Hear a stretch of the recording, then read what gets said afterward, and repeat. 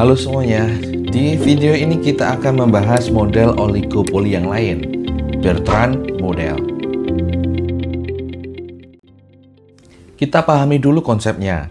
Jika di dalam Carnot maupun Stackelberg, itu masing-masing perusahaan akan berkompetisi dalam hal jumlah output, kuantitas output yang diproduksi, model Bertrand berbeda. Model Bertrand mempunyai pandangan yang lain. Nah, perusahaan oligopoli dalam model Bertrand ini akan berkompetisi dalam hal harga.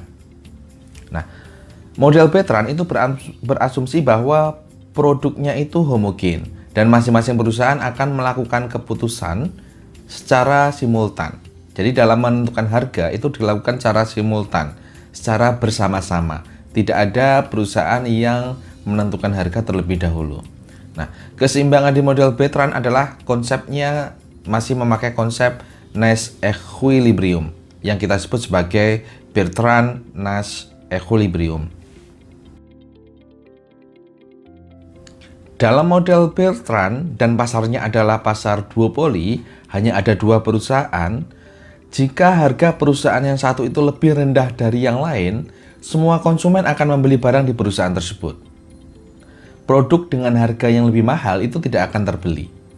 Tetapi jika harganya sama, konsumen secara acak akan memilih di antara dua perusahaan tersebut dengan probabilitas yang sama besar.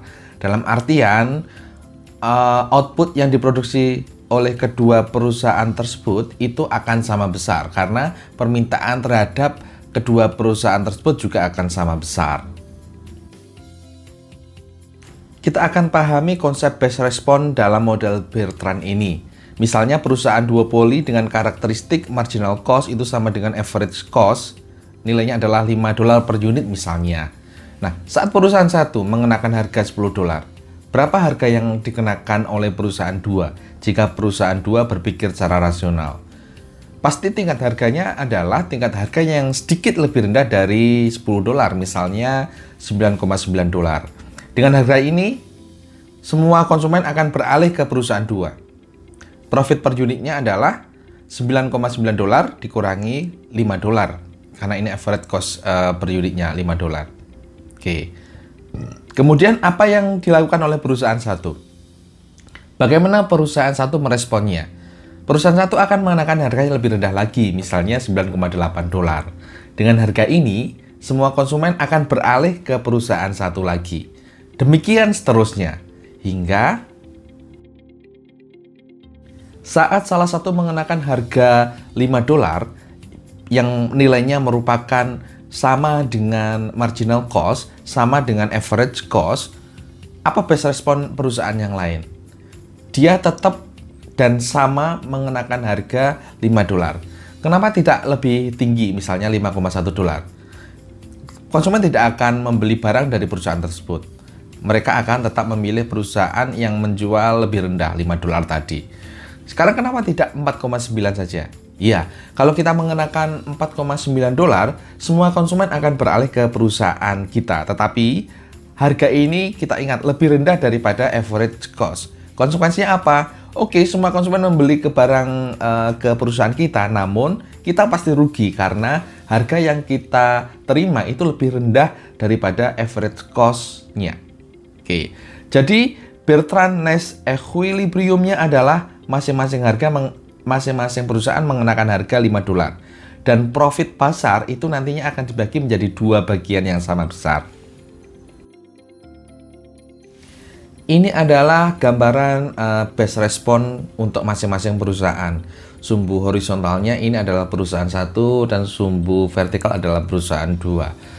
Untuk harga lebih dari $5, jika perusahaan dua mengenakan harga lebih dari $5, maka base respon dari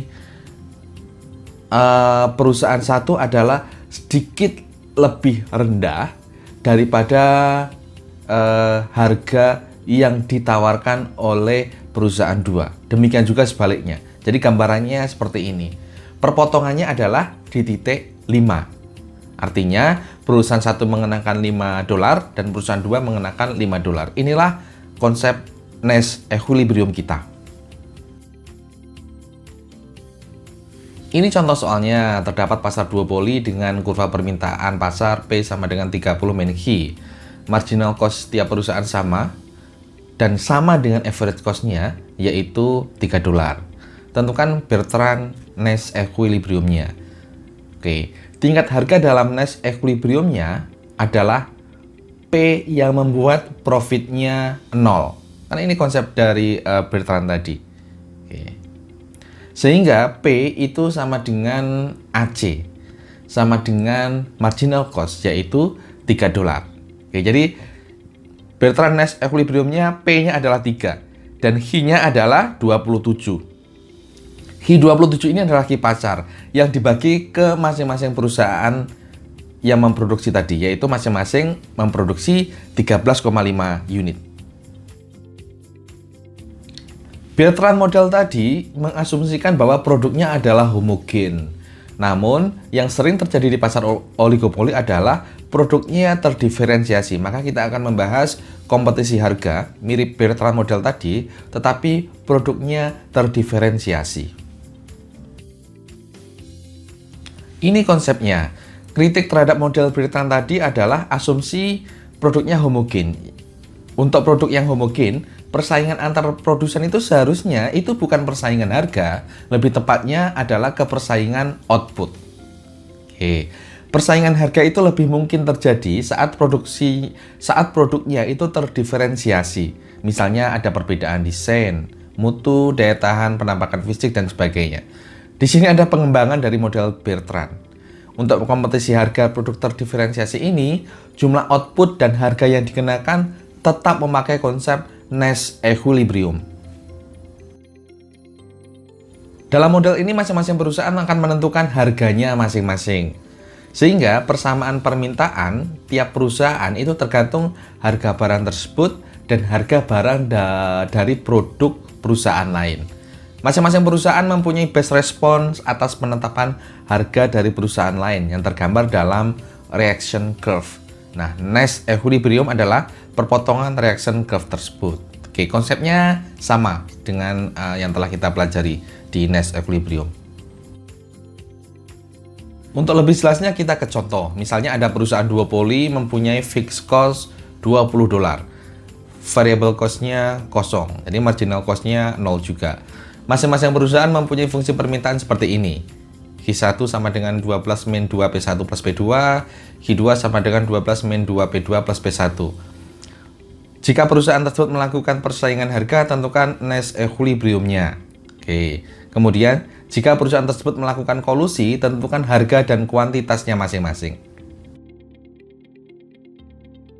Kita ke duopoli dengan persaingan harga dulu.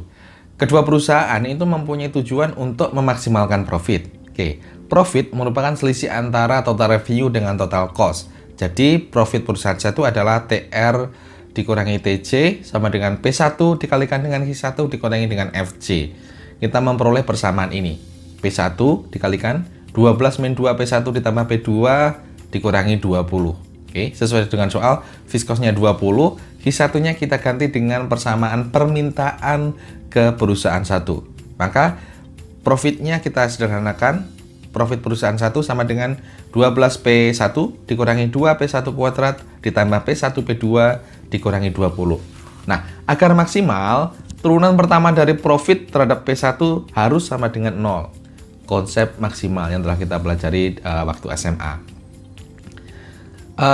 Profit 1 tadi kita turunkan 12 minus 4P1 ditambah P2 sama dengan 0. Maka best response perusahaan 1 agar profitnya maksimal terkait dengan penetapan harga perusahaan 2 sebesar P2 adalah P1 sama dengan 3 ditambah 0,25 P2. Ini persamaan tadi kita desain ulang. Oke, dengan cara yang sama seperti ini maka kita memperoleh best response perusahaan 2 adalah P2 sama dengan 3 ditambah 0,25 P1.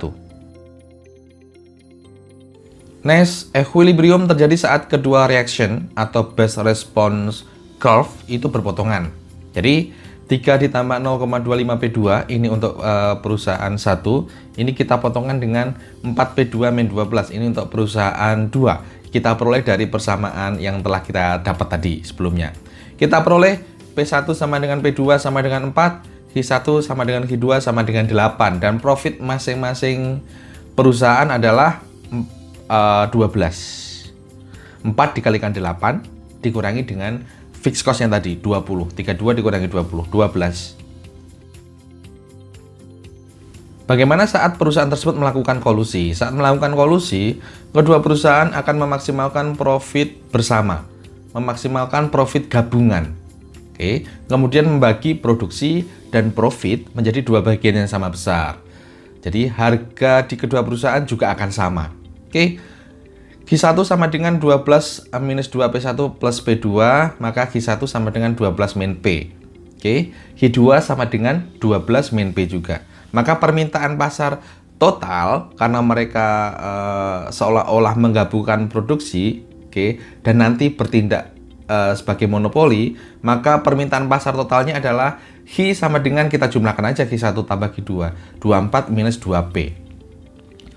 Atau inverse permintaannya, inverse demand, P sama dengan 12 min 0,5 H. Nah, saat berkolusi, seolah-olah gabungan dua perusahaan tadi akan bertindak sebagai monopolis. Mereka akan berproduksi pada level MR sama dengan MC.